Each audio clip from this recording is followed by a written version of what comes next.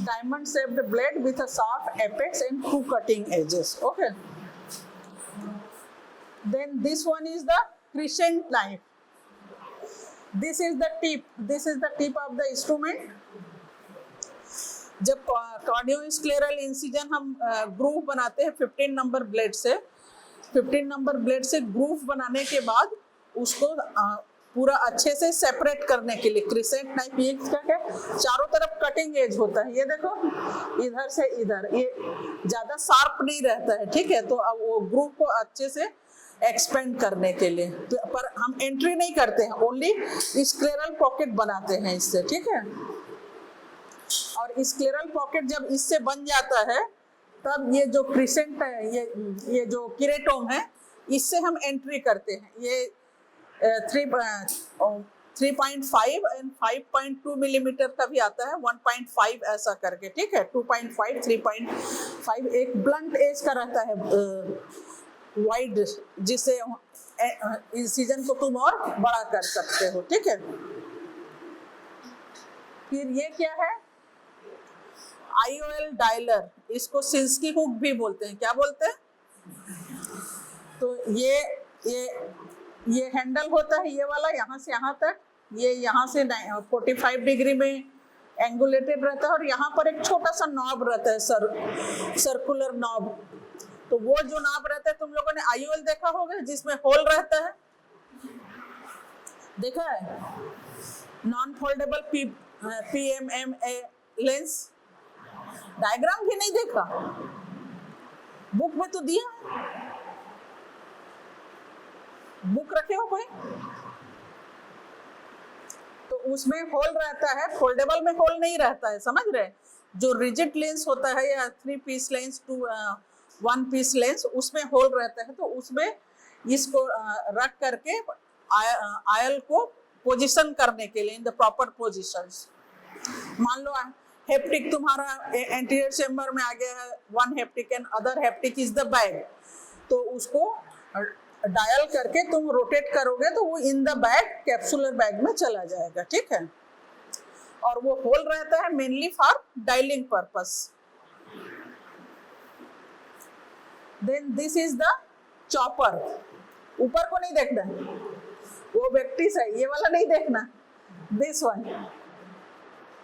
तो ये डायलर और चॉपर दोनों एक ही जैसा रहता है। डिफरेंस क्या है, इसका जो टिप होता है ये थोड़ा शार्प होता है, कटिंग। तो फेकोइमल्सिफिकेशन करते हैं तो न्यूक्लियस को जब ग्रूव बनाने के बाद उसको ब्रेक करते हैं पीसेस में, और या फिर उसको न्यूक्लियस को रोटेट करने के लिए, मैनिपुलेट करने के लिए, मान लो लोअर साइड में है तो अपर साइड में लाना है, या 12 o'clock पोजीशन है उसको हम नीचे 6 o'clock पोजीशन में रोटेट करके फिर से इमल्सिफाइड करना है, तब ये चॉपर का यूज होता है, breaking the lens and rotate the nucleus, okay.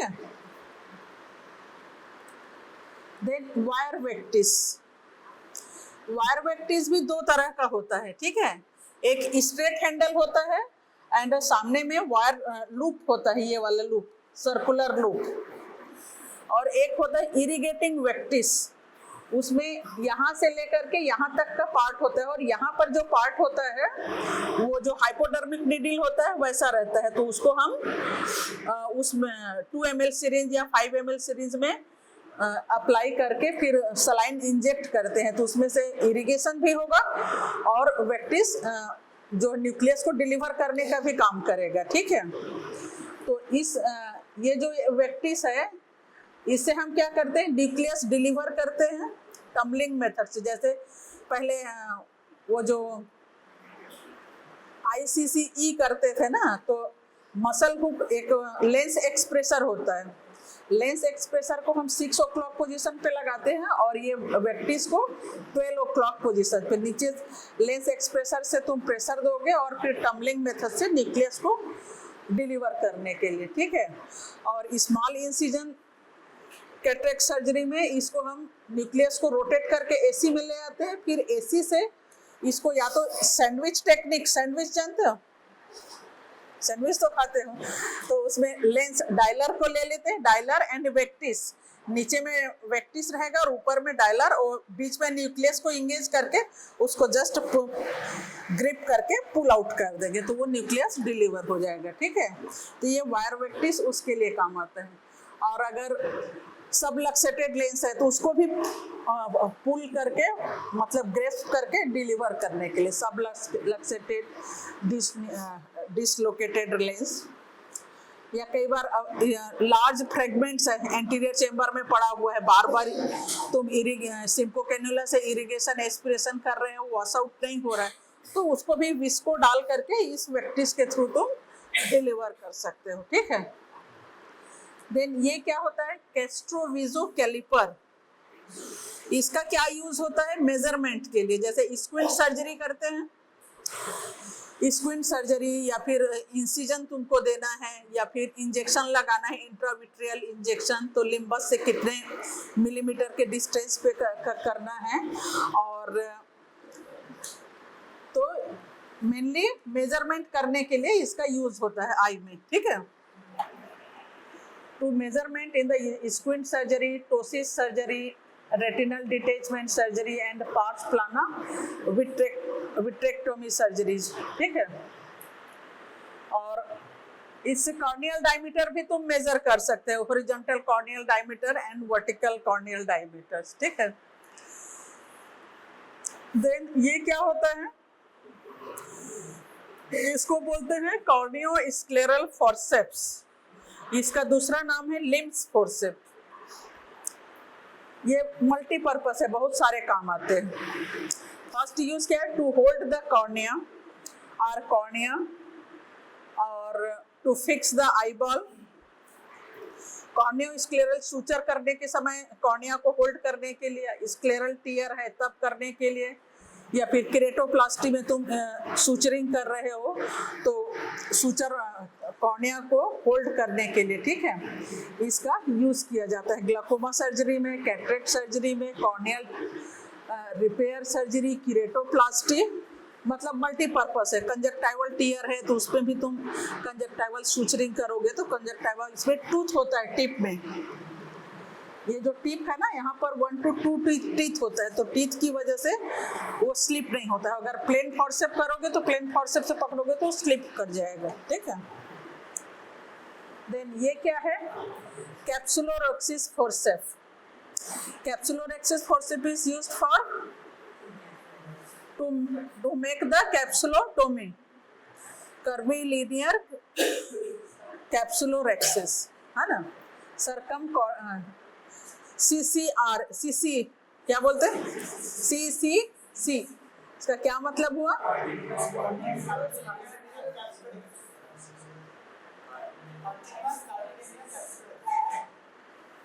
Curvilinear circular कैप्सुलोरेक्सिस, ठीक है।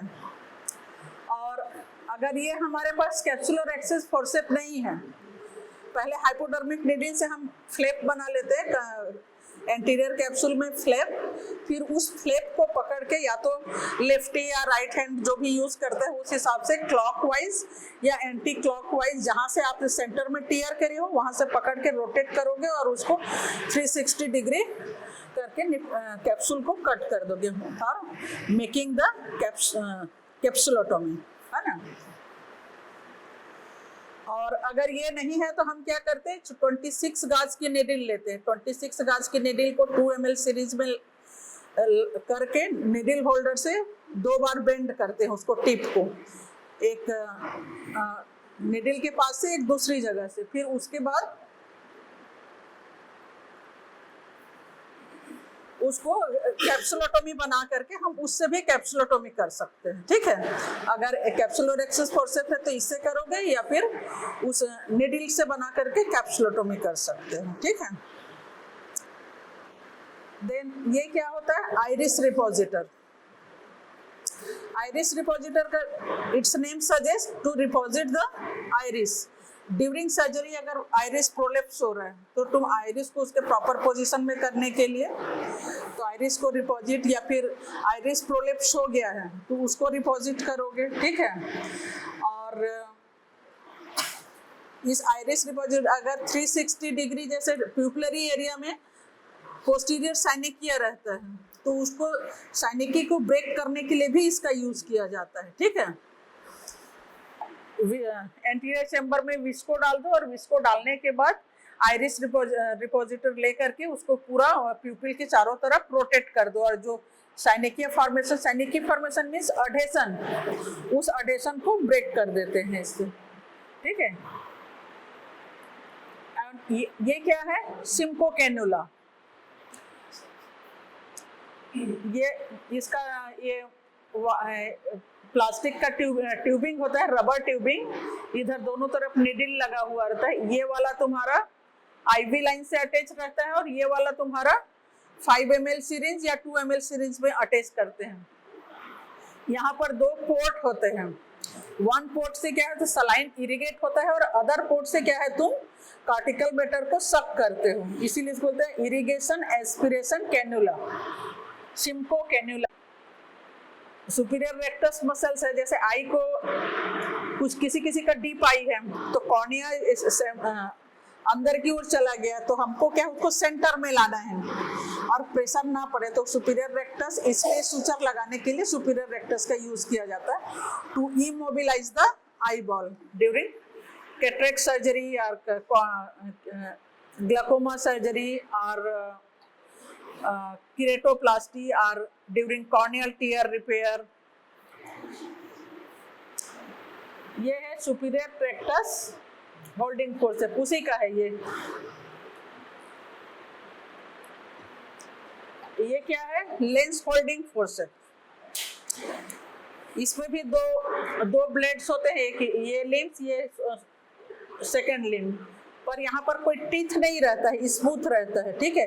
ये स्मूथ कर्व फॉर्म में भी अवेलेबल होता है और स्ट्रेट फॉर्म में भी available.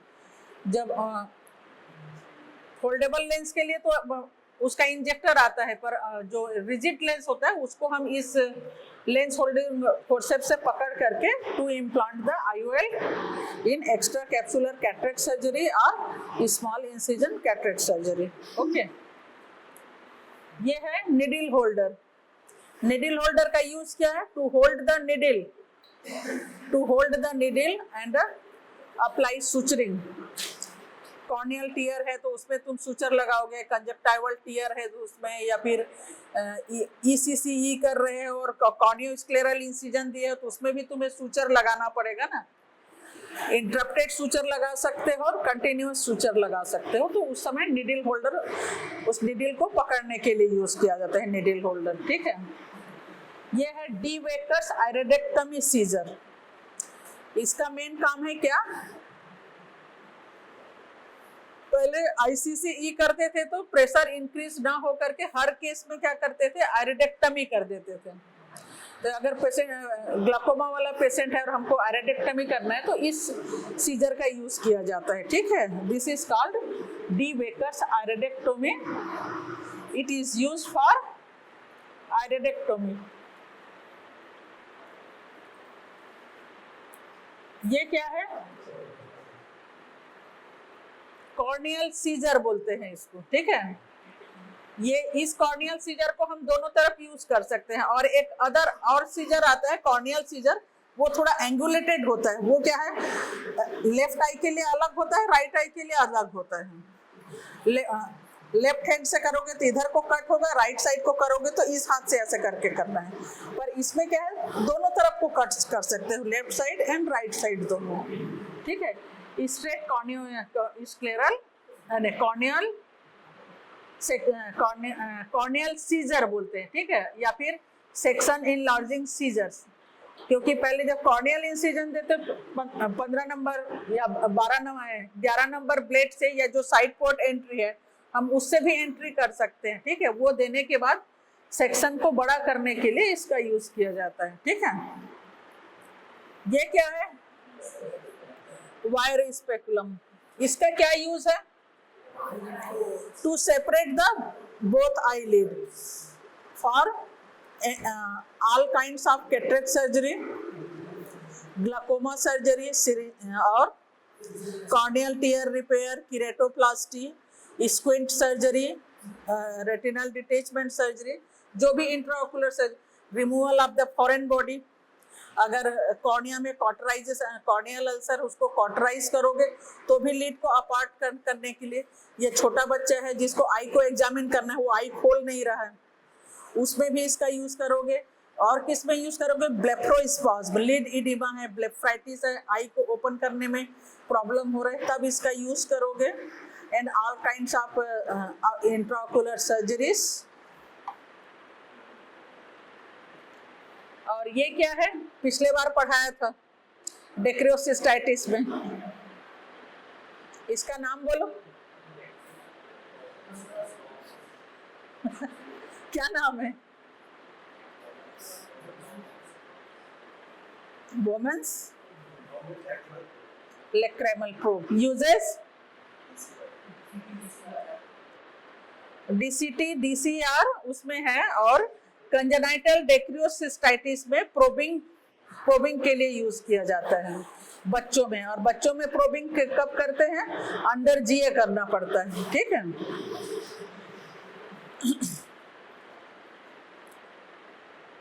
To probe the nasolacrimal duct in congenital blockage and DCR and DCT surgery में तुम यहाँ पंक्टा से उसको इंसर्ट करोगे, पंक्टा कैनालिकुलाई देन कॉमन कैनालिकुलाई। तो जब सेक में इंसिजन करोगे तो ये ओपन होगा, तो वहां से तुमको आइडेंटिफाई करोगे कि वेयर इज द सेक, तो ये प्रोब तुमको गाइड करेगा। ये क्या है? बोन पंच। इसका क्या यूज है? डीसीआर जो करते हैं तो उसमें बोन में एक इंसिजन, बोन में होल करते हैं, तो उस होल को इनलार्ज करने के लिए बोन पंच का यूज किया जाता है, ठीक है, डीसीआर ऑपरेशन में। ये क्या है? Lacrimal sac dissector and curettes. Skin incision देते हैं, फिर लिगामेंट्स को अलग करते हैं, फिर लिगामेंट्स को कट करोगे, फिर जो फेशिया वगैरह है सबको सेपरेट करने के लिए, और लेक्राइमल सेक को उसके सराउंडिंग स्ट्रक्चर से सेपरेट करने के लिए इसका लेक्राइमल सेक डिसेक्टर एंड क्यूरेटॉस का यूज किया जाता है, ठीक है। मतलब सिंपल एक वन लाइन में बोलोगे, लेक्राइमल सेक सर्जरी में यूज किया जाता है। ये स्पून शेप्ड इंस्ट्रूमेंट क्या है? ये न्यूक्लिएशन स्पून, तो ये स्पून टाइप का रहता है, पर यहाँ पर बीच में ये जो पोर्शन है यहाँ से यहाँ तक कटा हुआ रहता है, ये वाला है ना। तो यहाँ पर ऑप्टिक नर्व को पकड़ा जाता है उसमें, to hold the optic nerve. ये न्यूक्लिएशन में कहाँ तक कट करते हैं? आई बॉल के पीछे जाकर के ऑप्टिक नर्व को कट करते हैं। तो इसमें पहले ऑप्टिक नर्व को होल्ड करते हैं, देन ऑप्टिक नर्व को कट किया जाता है, ठीक है। इसलिए इसको बोलते हैं इन्यूक्लिएशन स्पून। और ये है इविसरेशन स्कूप। ये स्पून लाइक स्ट्रक्चर होता है। तो इससे क्या करते हैं? यूवियल टिश्यू, कॉर्नियल बटन, पहले पेरिटोमी करेंगे, पेरिटोमी करने के बाद कॉर्नियल बटन करेंगे, कॉर्नियल बटन को रिमूव करने के बाद यूवियल टिश्यू है जो भी, जैसे आइरिस, कोराइड, सिलियरी बॉडी, इसको स्क्लेरा से सेपरेट करने के लिए, और जो भी इंट्राओकुलर कंटेंट है उसको रिमूव करने के लिए, स्कूपिंग आउट। और इसी के जैसा ही रहता है, एक चैलेजियन स्कूप आता है ना, और उसका क्या रहता है? साइज में छोटा रहता है, ठीक है। उसको चैलेजियन को स्कूप करने के लिए यूज करते हैं, ठीक है। और ये क्या है? Lead clamp. इसमें भी राइट साइड का अलग होता है, लेफ्ट साइड का अलग होता है, ठीक है। तो इसका जो फ्लैट सरफेस है, ये वाला डी सेपेट फ्लैट सरफेस जो है कंजक्टिवल साइड में रहेगा, और ये जो ओपन सी शेप्ड लूप जो है ये स्किन साइड में रहेगा, ठीक है। तो ये दोनों को यहाँ पर एक बटन रहता है, उससे स्क्रू रहता है, उससे टाइट कर देते हैं। जैसे यहाँ पर तो टूटा हुआ है नहीं है, इसलिए यहाँ पर डायग्राम बना करके दिखाया गया है ये वाला। तो इस स्क्रू को टाइट कर दोगे तो self retaining and homeostatic incision दोगे, कट करोगे तो ब्लीडिंग को प्रिवेंट करता है, ठीक है, और आई बॉल को प्रोटेक्ट करेगा। जब भी इसको पकड़ोगे तो इसका हैंडल जो है टेम्पोरली फेस करता है। तो जैसे इसको हम किस साइड के लिए यूज कर सकते हैं?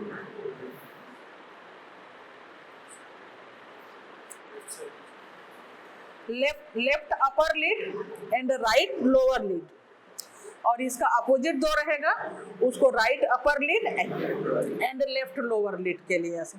और इसमें ये जानना जरूर, ये कंजक्टाइवल साइड रहेगा, ठीक है, और ये वाला साइड किधर रहेगा? स्किन साइड में रहेगा, लिड के तरफ। ये है चैलेजियन क्लैम्प, इसका जस्ट अपोजिट रहेगा इसमें, समझ रहे? ये जो सी से जो सर्कुलर लूप है ये किधर रहेगा? कंजक्टाइवल साइड रहेगा, और ये जो फ्लैट सरफेस है वो स्किन साइड। इसमें भी बीच में स्क्रू रहता है, ठीक है, ये तो उस स्क्रू को टाइट कर दोगे तो सेल्फ रिटेनिंग रहेगा, जो ब्लीडिंग को प्रिवेंट करेगा and हिमोस्टेटिक।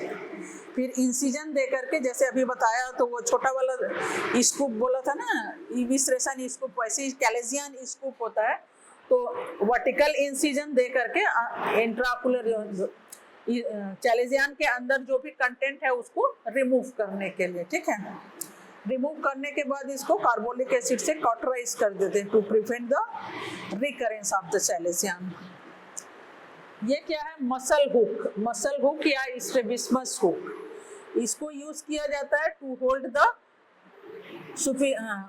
all the recti muscles, superior rectus, inferior rectus, medial rectus and lateral rectus, ठीक है।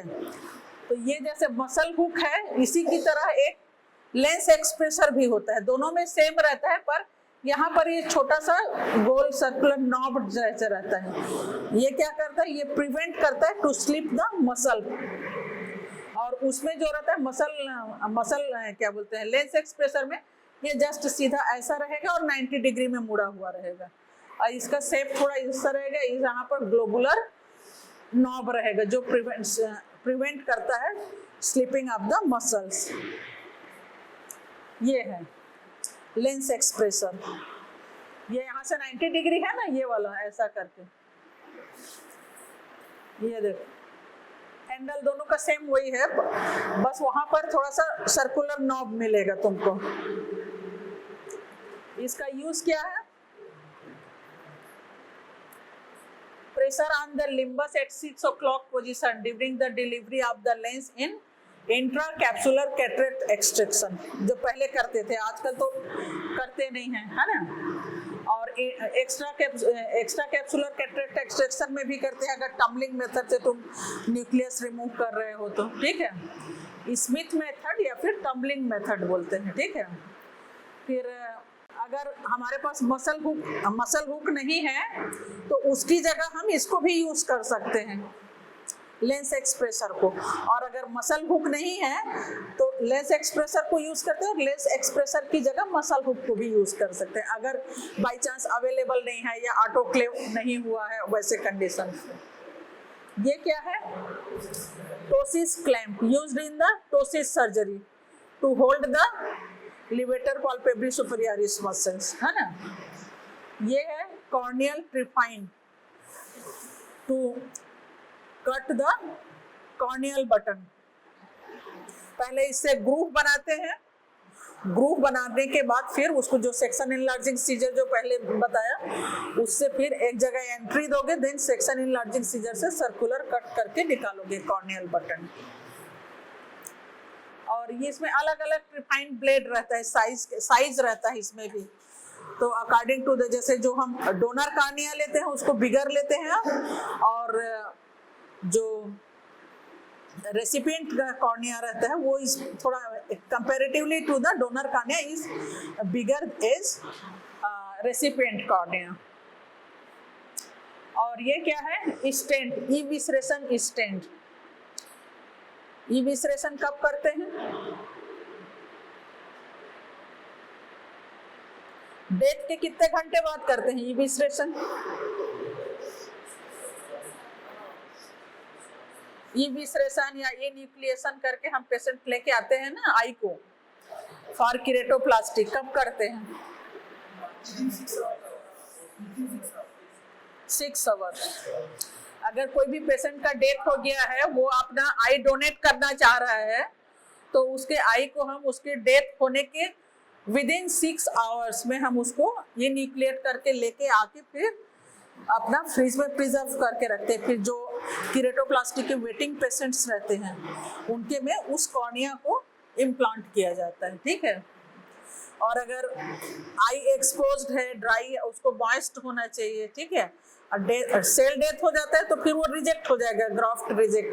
तो वैसे वाले केसेस में क्या करते हैं, जैसे थेरेपेटिक कीरेटोप्लास्टी भी करते हैं ना, कॉर्नियल परफोरेशन वाले केस में, जिसमें कॉर्निया परफोरेट हो गया डेस्मेटोसील होने के बाद, तो just to maintain the integrity of the eye ball, तब वैसे वाले कॉर्निया को यूज कर सकते हैं। पर अगर ऑप्टिकल कीरेटोप्लास्टी करते हैं तो कॉर्निया में भी उसका भी इंडिकेशंस है, इंडिकेशंस पढ़ लेना तुम लोग, ठीक है। Indications of कीरेटोप्लास्टी and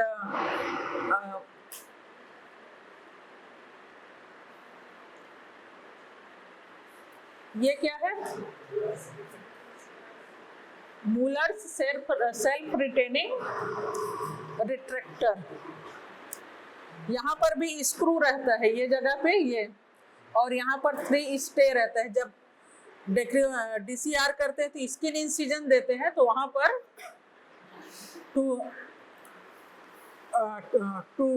keep the distance of the both skin incision, it is used to retract the skin during the surgery on the lacrimal sac surgery, ठीक है, DCR and DCT। और यहाँ पर ये जो टीथ रहता है उसकी वजह से ये सेल्फ रिटेनिंग रहता है, क्लोज नहीं होती। जैसे वायर स्पेकुलम में तो वो भी सेल्फ रिटेनिंग रहता है, पर वो अगर थोड़ा सा भी आई बिंच किया तो वो निकल सकता है। पर ये क्या है, टूथ की वजह से, और इसमें नॉब है तो वो अपनी पोजीशन में स्टिक रहता है, ठीक है। ये क्या है, लेंस होल्डिंग फोर्सेप, और ये मैकफर्सन में कंफ्यूजन नहीं होना, ठीक है। मैकफर्सन का यूज क्या है, to remove the capsules from anterior capsule and anterior chamber. और अगर हमारे पास लेंस होल्डिंग फोर्सेप नहीं है तो मैकफर्सन फोर्सेप का भी यूज करते हैं हम, किसके लिए, to hold the lens and implant the intraocular lens, ठीक है। और क्या यूज करते हैं इससे, सूचर टाई करने के लिए। सूचर टाई करने के लिए एक प्लेन स्ट्रेट फोर्सेप लेते हैं और एक मैकफर्सन को लेते हैं, ठीक है। या फिर कई जगह अवेलेबल रहता है स्ट्रेट प्लेन फोर्सेप, अगर 2 प्लेन स्ट्रेट फोर्सेप है तो दोनों यूज कर सकते हैं। और लिम्स फोर्सेप्स को क्यों यूज करते हैं, to hold the cornea and conjunctiva. ये क्या है, मेडॉक्स रॉड। इससे क्या पता करते हैं,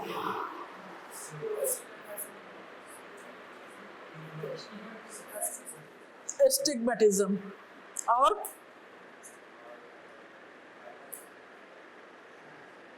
एस्टिग्मेटिज्म, और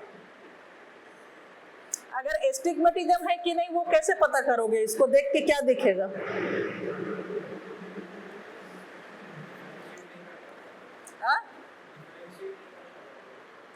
जैसे इसमें क्या है, मल्टीपल ये सिलेंडर लगे हुए हैं, ये, ठीक है। अगर आपको नहीं है, जैसे लाइट में देखोगे तो वो जो लाइन है एकदम स्ट्रेट लाइन दिखेगा।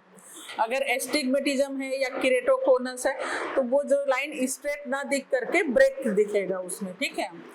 और स्क्विंट में क्या करते हैं, जैसे हाइपरफोरिया और हेट्रोफोरिया और लियो एंड डेक्स्ट्रो, ठीक है। जैसे कन्वर्जेंट स्क्विंट है, डाइवर्जेंट स्क्विंट है, या फिर अपर लोअर, तो उस हिसाब से जो लाइन जो है सेंटर में लाइन ना होके उसके साइड में दिखेगा। जैसे नॉर्मल पर्सन अगर ट्यूब लाइट है उसको हम यहाँ से देखेंगे तो सेंटर में एक लाइन दिखेगा, पर जिसको स्क्विंट है उसको सेंट्रल में ना दिख करके इधर राइट साइड में दिखेगा या लेफ्ट साइड में दिखेगा, ठीक है। और हाइपरफोरिया हाइपोफोरिया रहेगा तो हाइपरफोरिया में अपर एंड हाइपोफोरिया में नीचे, ठीक है। ये है इंजेक्टर, ये सामने का ये बटरफ्लाई शेप का ये दोनों इसमें अटैच रहता है, इसको रिमूव कर सकते हैं। इसमें विस्को इलास्टिक सब्सटेंस डाल करके लेंस को यहाँ पर डाल के उसको क्लोज करोगे, फिर इस इंजेक्टर में अटैच करके ये जो प्लंजर है ये प्लंजर, इस प्लंजर के थ्रू धीरे धीरे पुश करके करोगे, ठीक है। इसमें भी दो टेक्निक रहता है, पुश टेक्निक रहता है, एक रोटेट टेक्निक होता है। पुश वाले में पुश करोगे, रोटेट वाले में रोटेट करके लेंस को इम्प्लांट करोगे, ठीक है। और आजकल अभी प्री लोडेड आता है तो आपको लोड करने का भी जरूरत नहीं है। बहुत सारे फोल्डेबल IOL है, ऑलरेडी लोडेड रहता है, मतलब तुमको वो वाला टाइम भी तुम्हारा बच जाता है कि तुम लेंस को निकालोगे, फिर उसमें लोड करोगे, देन इंजेक्ट करोगे, ऐसा। और ये जो इंजेक्टर है ये डिस्पोजेबल भी होता है और मेटेलिक भी होता है, ठीक है। खत्म है ना।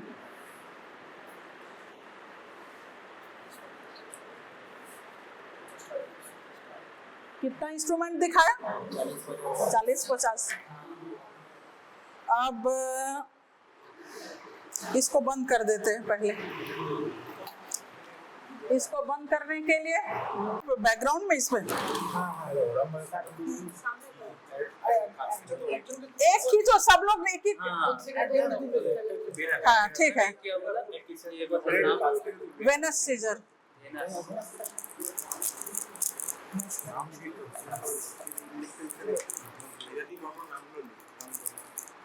इसको कंजक्टाइवल सीजर भी बोल सकते हैं ना, कंजक्टाइवल सीजर लिखो।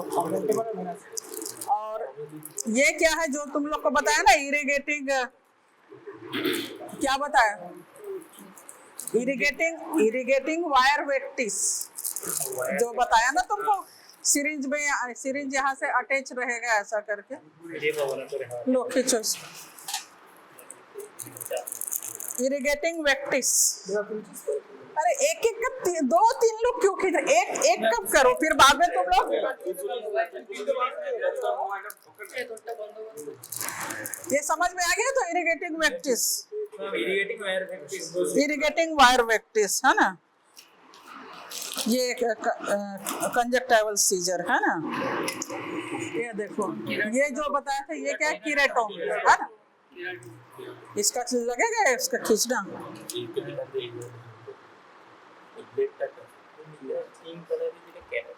नहीं, पिंक कलर से याद नहीं करना, कलर से कंफ्यूज मत होना। ये ब्लैक में भी आता है, रेड में भी आता है, येलो में भी आता है, समझ रहे?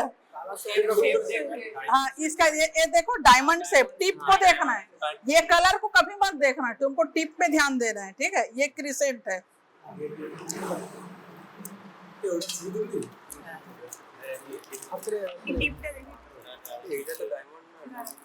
ये देखो, ये जो तुम लोग को बताया था ना muscle hook, this is the muscle hook.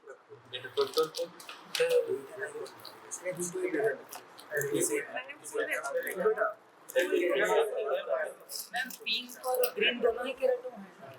नहीं, एक क्रिसेंट है तो ये साइड पोर्ट वाला, ये देखो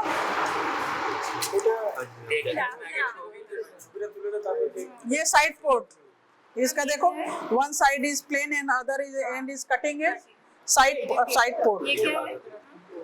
पोर्ट बोलिए, side port entry blade.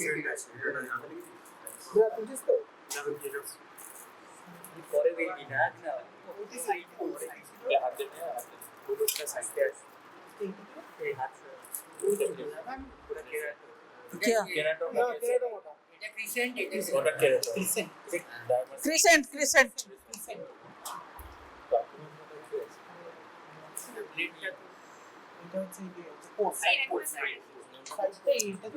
Side port entry blade है ना।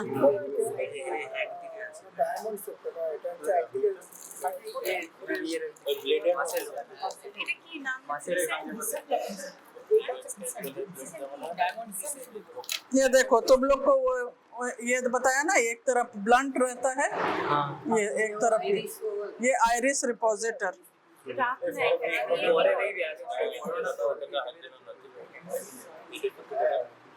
इसका नाम iris रिपोजिटर।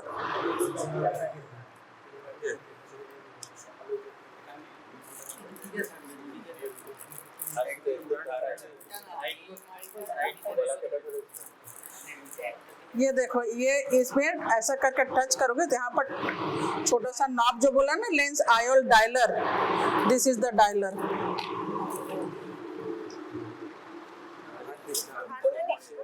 And this is the corneal scissor, corneoscleral section enlarging scissor जो बताया था।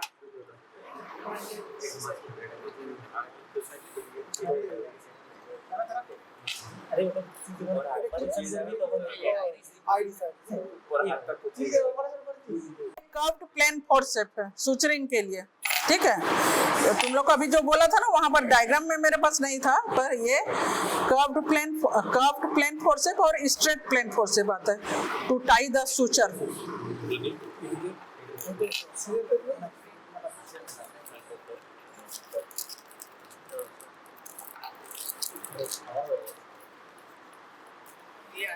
एंड नहीं, आर्टरी फोर्सेप नहीं है ये क्या है?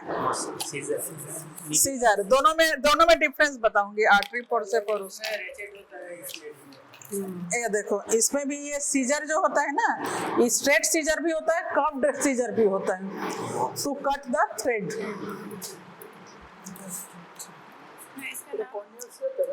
स्ट्रेट सीजर, कॉर्नियल सीजर, ये कॉर्नियोस्क्लेरल सीजर। तो ये जो कटिंग एज है ना इसमें, ये आइरिस रिपोजिटर, ये भी कॉर्नियोस्क्लेरल सीजर है ना? सेम है, सेम है, वही है, सेम है। ये डायलर देख लिया तो खींच लिया फोटो।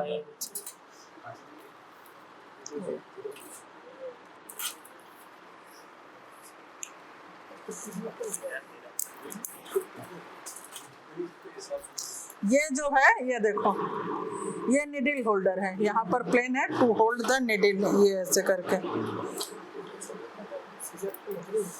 सीजर जैसे दिख रहा है पर सीजर नहीं है, ये निडिल होल्डर है। ये देखो, और ये है तुम्हारा लेंस होल्डिंग फोर्सेप। यहाँ पर लेंस को तुम पकड़ोगे ऐसा करके, फिर इस तरह से जा करके ऐसा अंदर में एंटर। तीनों सेम टाइप का है, दोनों में निडिल होल्डर है, और ये देखो, ये ऐसा है और ये ऐसा है, दोनों में फर्क है। ये लेंस होल्डिंग फोर्सेप है।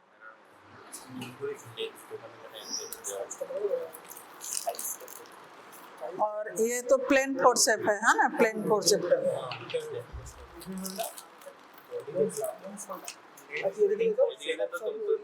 ये सिम्पो कैन्यूला, इसमें बोला था इसको 5 ml सीरीज में, ये जो आईवी सेट से कनेक्टेड रहेगा ये वाला है ना, और यहाँ पर 5 ml सीरीज तक करोगे। यहाँ पर 2 पोर्ट है, देखो, 1 होल इधर और 1 इधर। तो 1 होल से तुम्हारा इधर से तुम सब करोगे और यहाँ से इरिगेशन हो जाएगा, ठीक है। यहाँ से इरिगेशन और यहाँ से aspiration, sucking. Plain forceps for suturing, Simcoe cannula. And this is wire vectis. पहले तुमको इरिगेटिंग वेक्टिस दिखाया, ये wire vectis. And this is the wire speculum.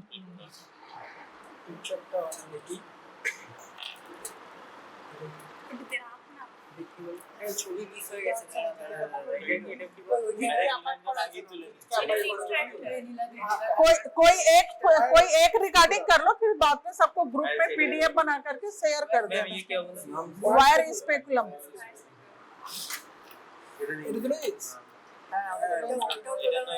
कौन सा?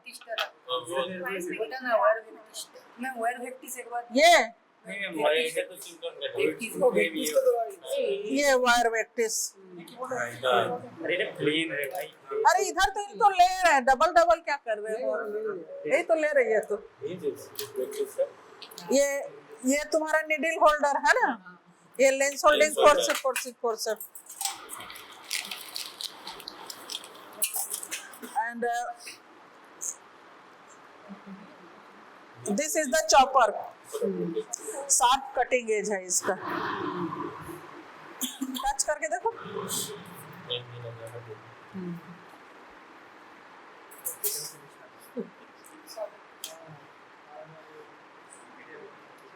सब ऐसे ही दिखता है, कंफ्यूज हो जाते हैं नहीं. नहीं, मैं इसीलिए तो जो डिफरेंशिएटिंग पॉइंट था वही तो बोला. ये and this is the thermal cautery. To cauterize the superficial blood vessels. एक तो इलेक्ट्रो कॉटरी होता है, bipolar electro cautery wet field. अगर वेट फील्ड कॉटरी काम नहीं कर रहे तो स्प्रिट लैंप जला के इसको गर्म करके थर्मल कॉटरी गर्म करके, वो इलेक्ट्रिक से होता है. स्विच ऑन करके फुट पैडल दबाना पड़ता है. बाइपोलर. और ये जो है ये भी स्पेकुलम है. इस सेल्फ रोटेटिंग. इसको ऐसे करके जैसे वायर स्पेकुलम को तुम सिर्फ लगाओगे तो इसको अगर छोटा एडजस्ट कर सकते हो तुम. जैसे आई साइज, जैसे ये बहुत बड़ा हो गया, लूज किया तो अब इसको जैसे ही तुम इसको कसते जाओगे तो ये छोटा होता जाएगा. ये सेल्फ रोटेटिंग वायर स्पेकुलम. और ये है मैकफर्सन.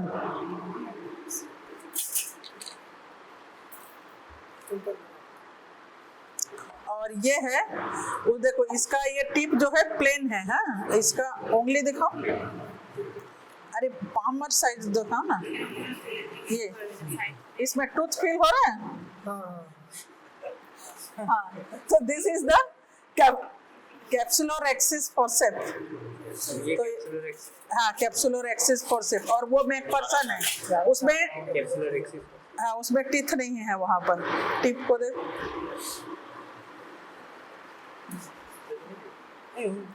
ले तो लिया उसने. और तुम लोग को ये जो हाइपोडर्मिक निडल है जो हाइड्रोडिसेक्शन के लिए काम आता है. ठीक है, वो कहाँ है? उसमें टिप में लगाना है. वो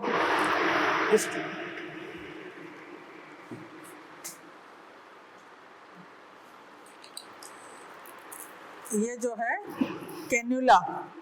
इस कैन्यूला से क्या करते हैं?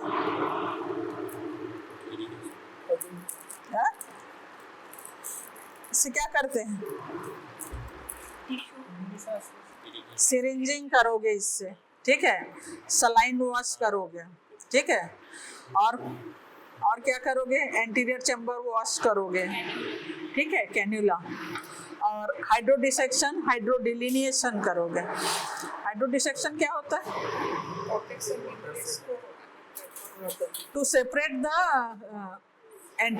capsule from cortex, and hydrodelineation to separate the cortex from nucleus. ठीक है, और इसी से तुम सिरिंजिंग भी कर सकते हो और हाइड्रोडिसेक्शन भी इसी से कर सकते हो. और ऐसे ही डीडिल और रहता है, विस्को इलास्टिक का जो सब्सटेंस होता है वो डालने के लिए. ठीक है, और ये तुम्हारा आ गया. ये क्या हो सकता है? लेंस होल्डिंग नहीं है. हाथ ऐसे करो. ठीक है, दिस कैप्सुलर एक्सिस फोर्सेप्स. अरे वही है, इधर से दो. हाँ, और ये जो इसका ये सुपीरियर रेक्टस को होल्ड करने के लिए ये एस शेप्ड रहता है. इसको देख लो, टूथ रहता है. टूथ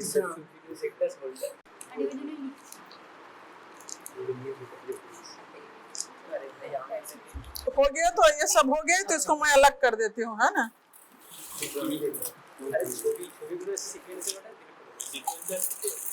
तो तुम लोग मैनिपुलेट कर सकते हो आगे.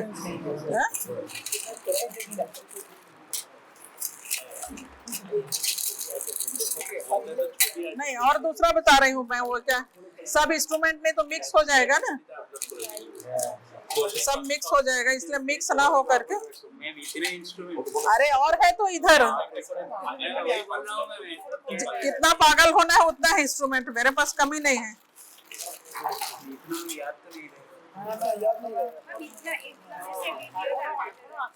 अरे रहेगा दूसरा वाला दिखा देता है नेक्स्ट दिन के लिए टाइम नहीं है, मैं इसमें से सब चीज थोड़े ना दिखाऊंगे।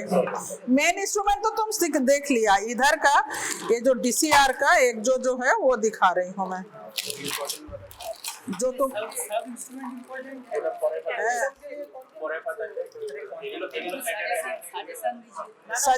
सजेशन तो बोल रही हूँ ना, तुम लोग अपनी मर्जी से जो पढ़ के आ रहे होगे 2 इंस्ट्रूमेंट उठा लेना। ये देखा तो, ये क्या है, ये क्या है? बोन पंच, जो और ये जो है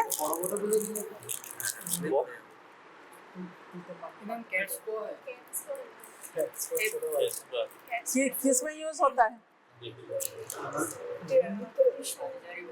पेरियोस्टियम को सेपरेट करने के लिए। क्या है ये तुम्हारा है, इसमें भी अलग अलग साइज का रहता है, अपने पर 2 नंबर का है, वोमेंस प्रोब। और ये भी ये सेल्फ, ये जो मसल रिट्रैक्टर, ये सेक में स्किन रिट्रैक्टर बताई थी ना, स्किन मसल रिट्रैक्टर वो है।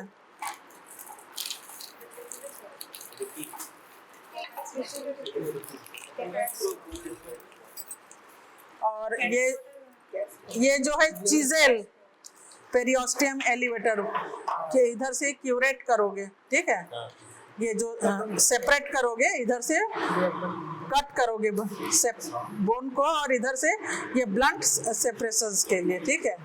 This is the dialer, punctum dilator, punctum dilator देखो टिप। हाँ तो इसको पहले वर्टिकल करोगे, फिर देन रोटेट करोगे, फिर ऐसे घुमा करके, पंक्टल स्टेनोसिस वगैरह है तो लो इसका, लो punctum dilator.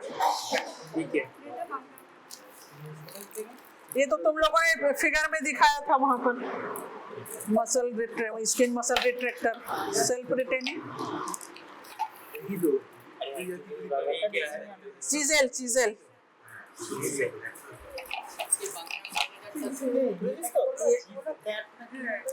Periosteum elevator,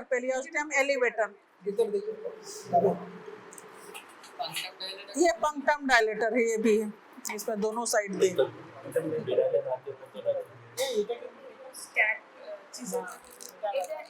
bone गूज क्या?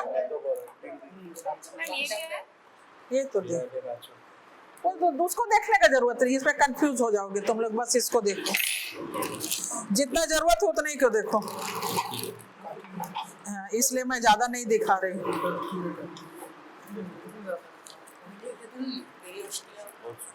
पेरियोस्टियम एलिवेटर, ये तो लिया, तो अभी तो लिया नहीं डबल मिक्स कर दिया कितने सारे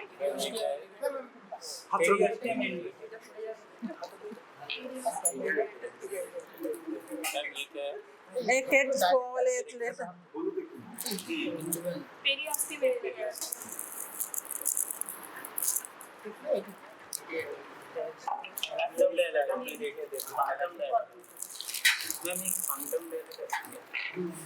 हाँ, यही तो पंक्टम डायलेटर। और ये तो वोमेन्स वो है प्रोब, है ना, ये चीजें, ये बोन पंच,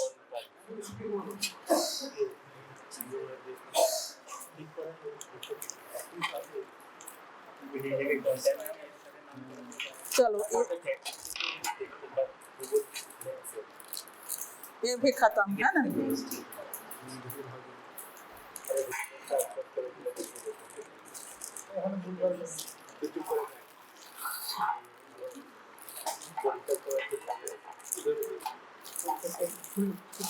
ये कौन सा है? ये विसरेशन सेट है ना? ये देखो, तुम आर्टरी फोर्सेप बोल रहे थे ना, ये इसको आर्टरी फोर्सेप बोलते हैं या mosquito artery forcep. To catch the bleeder, small जो कैपिलरीज जो ब्लीड कर रहा है उसको कैच करके एक लॉकिंग सिस्टम रहता है। तो इससे सुपीरियर रेक्टस लगा करके भी उससे भी थ्रेड को टॉवेल क्लैंप की जैसे भी इसको हम यूज करते हैं। ठीक है, ये अलग अलग साइज का आता है। जैसे आर्थो या सर्जरी में देखोगे तो यही रहेगा, यहाँ से लेके इतना बड़ा। हम लोग का सब छोटा, वो स्ट्रेट हो गया। और ये जो है ये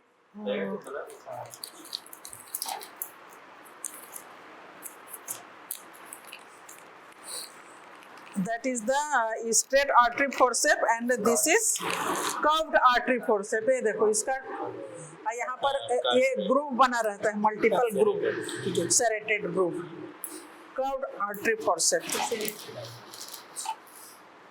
तो उसमें भी देखे हो वही स्पेकुलम है। ये निडल होल्डर देख ही चुके हो है ना, तो इसको और बताने का जरूरत नहीं है।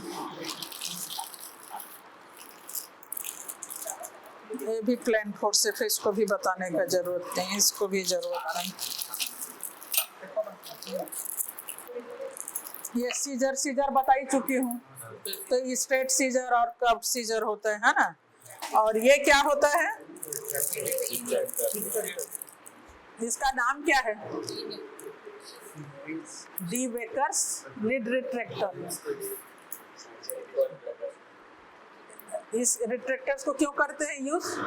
To separate the lid, to open the eye, जैसे कीमोस है, स्वेलिंग है उसमें। इसका नाम क्या है? D Baker's lid retractor. तुम्हारे बुक में दिया है, वो सबका डायग्राम दिया है बुक में भी। ये न्यूक्लिएशन स्पून, ये दिखाया ना उधर, ऑप्टिक का। ये न्यूक्लिएशन में यूज होता है।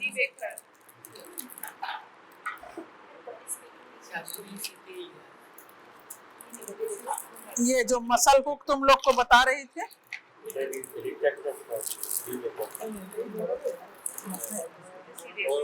ये देखो इसमें दोनों का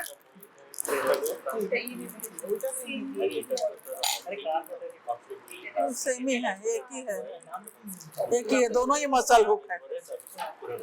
ये मसल हुक या लेंस एक्सप्रेसर है ना, लेंस एक्सप्रेशन। ये कर्व्ड सीजर, ठीक है।